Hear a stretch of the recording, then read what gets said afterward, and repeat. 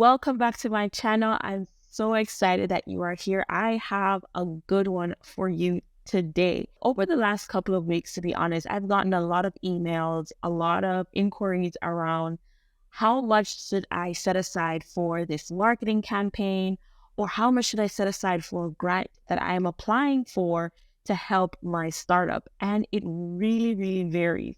But in this video, I want to break down what the cost is, typical cost is, or what you can expect to spend your marketing dollars on, whether you are applying for a grant as a startup, or you are just applying for funding for a specific campaign for your business. And if you're not applying for funding, you are simply wanting to know all the things that you need to bear in mind should you execute a marketing campaign or start your business. This is going to be useful for you as well. So stay tuned. We are going to dive into the details. And usually I do my videos like a free form, conversation style, because it is so much that goes into preparing for a marketing campaign. I have my laptop with me to keep me on track. So the first thing that business owners need to bear in mind is that when you are starting a company or you are thinking about a marketing campaign, you need to set aside time for market research.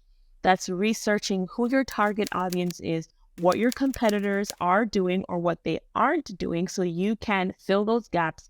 And then you also need to ensure that after you've gathered all of the research, you know how it is that your product or service is going to be different from those that's currently in the marketplace. You then need to start working on your strategy. So the number one thing that I need you to bear in mind when you are planning your marketing campaign is set aside some funds for research and strategy. Number two is your brand and your identity. What I often see is that business owners will jump to, oh, what's my business name? What's the campaign name? What color should it have? Where should I have it? And that is not the right approach. The first thing you want to do is figure out who you're talking to, what you're offering, how you're going to differentiate that. Then you want to jump into the fancy colors, what colors are going to evoke the specific emotion that you have in mind. You also want to look at what typography matches your existing brand, or if it's a new brand, what typography is going to best relate your professionalism and your specific brand. So brand and identity involves things like your logo, your design, your brand guidelines, and any trademark registration fees, depending on where you are in the world.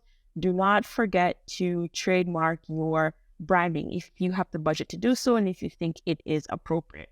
So first we have our research and strategy. Next, we have our branding and our brand identity.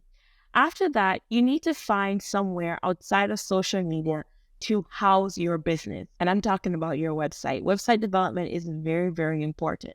So if you set up your branding and you are pretty confident that it represents your company well, move on to setting up your website development, which really is your house. Think of it as your company's house, where people are going to come to learn more about your business or your campaign. Costs to bear in mind with website development is your domain name, any hosting fees, the fees to develop the website itself, like to have a designer or a web developer do a wireframe, the fees associated with all the testing, different plugins that are needed to run your specific website if it doesn't already come with your website package, and any ongoing expenses to maintain that website. If you are not a website guru, please do not try to work on it yourself. Website development can be fairly straightforward depending on the platform that you use, but it is one area that I highly suggest you leave to the professionals. At Systematic Marketing Solutions, we have website developers that are on the team that can support you if that is an area that is not within your scope. So once you've developed your website, something that you should be thinking about is content creation. If you are not a writer, that's okay, because you are an expert in something else that you are bringing to the marketplace. But you need to set aside a budget for your marketing firm, whether you're working with someone like us or an individual, to write your content for you.